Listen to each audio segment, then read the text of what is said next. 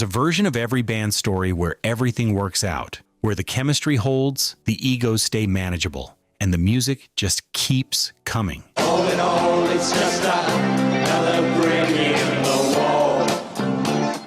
But that version is rarer than anyone in the industry will admit, because bands aren't corporations. They're collections of human beings under enormous pressure, sharing money and credit and identity in ways that would strain any relationship. And sometimes one person inside that arrangement starts to crack, not slowly and quietly, but loudly and publicly, and in ways that drag everyone around them down with it. These are 10 bands that had everything: the sound, the moment, the audience, and lost it because of one person they couldn't save, couldn't control, and couldn't replace. 10. The band. Richard Manuel had one of the most naturally gifted voices in all of rock music. Raw and aching and completely unmanufactured.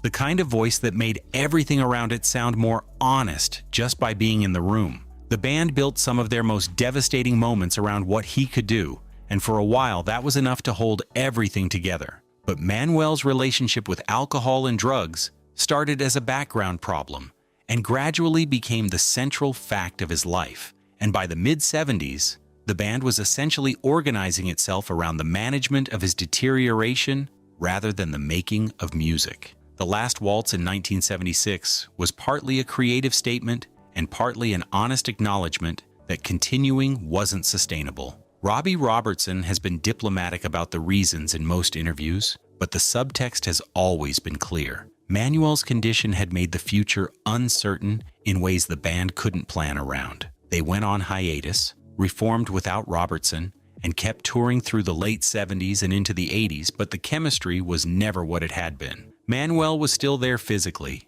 but the version of him that had made those records was increasingly unreachable. 9. Fleetwood Mac. Peter Green founded Fleetwood Mac and was, by the assessment of almost everyone who heard him play, one of the 2 or 3 greatest guitarists of his generation.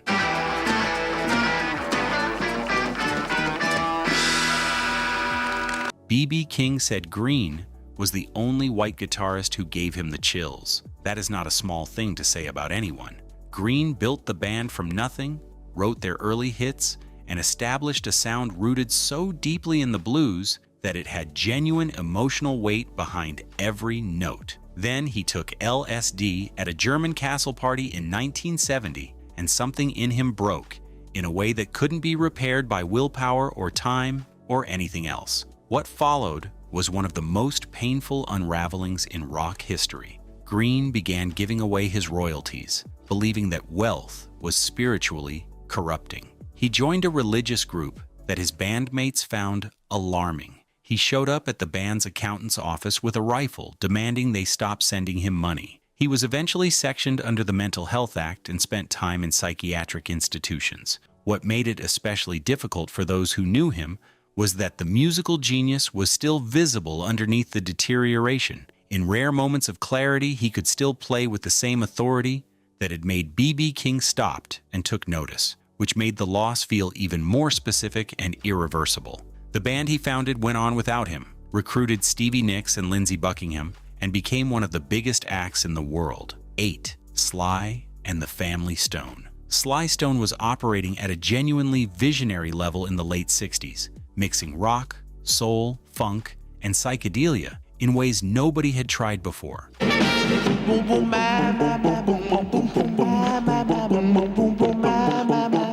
Fronting a racially and gender-integrated band at a moment when that was a radical act in itself, and making music that connected with audiences across lines that popular music had rarely crossed. There Will Be a Morning, Everyday People, I Want to Take You Higher. These weren't just hits, they were genuine cultural events. Then the drugs took hold, and the transformation was so complete and so fast that people who knew him struggled to reconcile the 2 versions of the same person. By the early 70s, Sly was canceling shows with no explanation, arriving hours late when he did show up, and surrounding himself with an entourage that insulated him from anyone trying to reach him.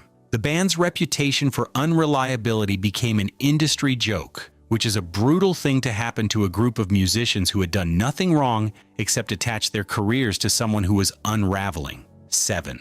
The Eagles. The Eagles were always a band held together by professional discipline more than personal warmth, and most people who followed them closely understood that the relationships inside the group were functional rather than friendly. That tension produced great music for a long time.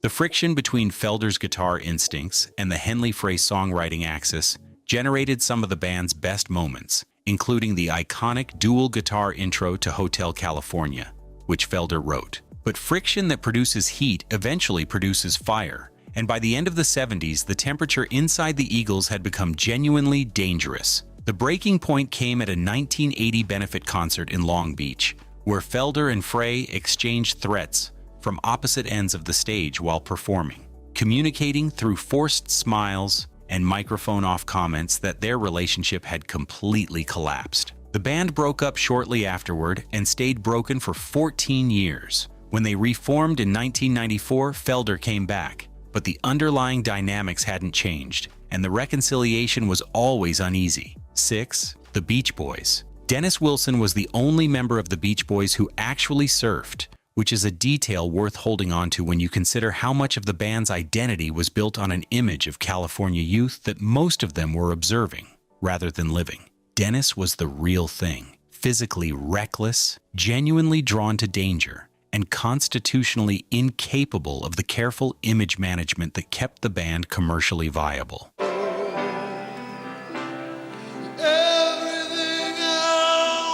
That made him the most interesting Beach Boy by a significant margin, and it also made him the most destructive force the band ever had to contain. The Charles Manson chapter is the one that history keeps returning to. And for good reason. Dennis met Manson in 1968, was drawn in by his charisma, and essentially handed him the keys to his life for the better part of a year. Manson and his followers lived in Dennis's house, ate his food, drove his cars, and used recording studio time that Dennis paid for. The financial damage alone ran to around $100,000. 5. Led Zeppelin. John Bonham was one of the greatest rock drummers who ever lived, and that fact coexisted for years with another fact that everyone around him understood clearly. He was also one of the most volatile and self-destructive people in an industry that set an extremely high bar for both of those things.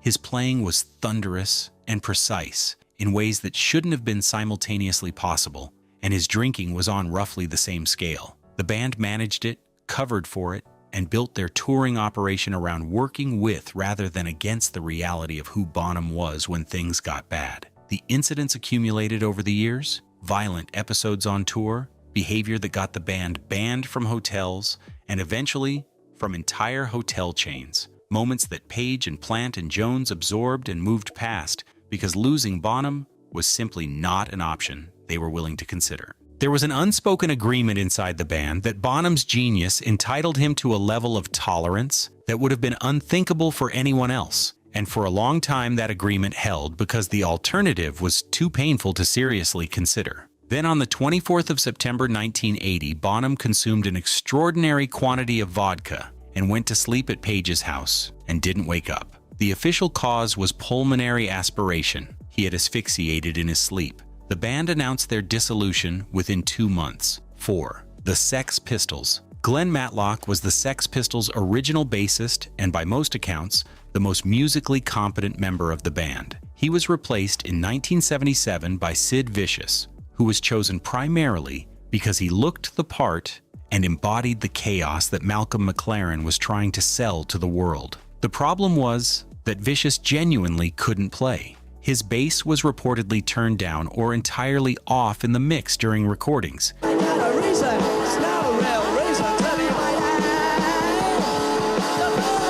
Because his contributions were more hindrance than help. The band essentially built around him visually while working around him musically, which is an unsustainable arrangement under the best of circumstances. The circumstances were not the best. Vicious had met Nancy Spungen before joining the band and their relationship was a mutually accelerating disaster. Drugs, codependency, and a kind of performative self-destruction that the press found endlessly fascinating, and that was genuinely destroying both of them in real time. McLaren, who understood the commercial value of chaos better than almost anyone in the industry, did nothing meaningful to intervene because the spectacle was good for business, which is one of the more cynical calculations in rock history. 3. The Grateful Dead. The Grateful Dead had a well-earned reputation for loyalty that bordered on the unconditional. This was a band that kept people in the fold through relapses and breakdowns and behavior that would have ended careers in any other organization. That context makes what happened with Keith Godchaux more significant than it might otherwise appear.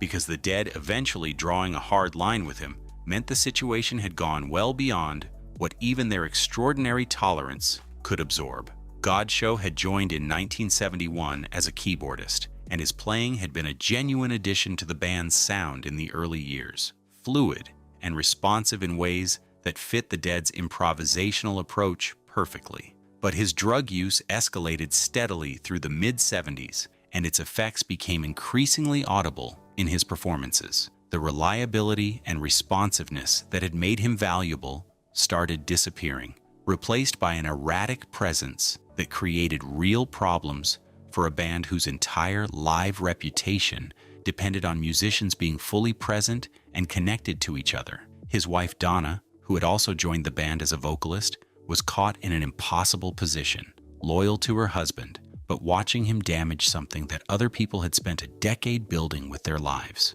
2. Pink Floyd. Syd Barrett wrote the songs, named the band, and was the creative force behind everything Pink Floyd were in their earliest incarnation.